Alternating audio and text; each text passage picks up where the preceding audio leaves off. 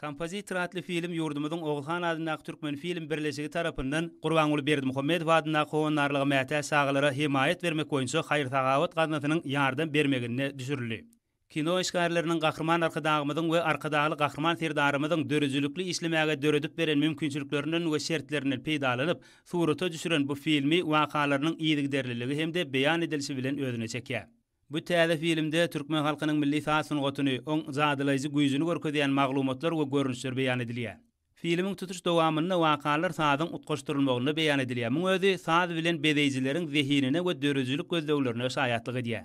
Ýeri gelende garasylyk ýyllarynda milli kino sunuwatynyň täze eserleriniň en çemetiniň peýda bolanyny bellemek gerek.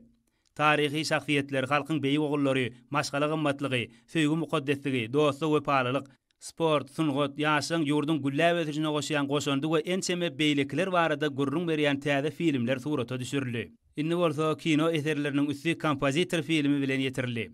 Umuman aýdylyny sadyň insany ýegişlere ruhlandyrjy beýik güýji hakynda gurrun berýän täze film milli kino sunuwatynyň şowly eserler bilen baýlaşýanygynyň aýdyň suwtnamasyna öwrüldi.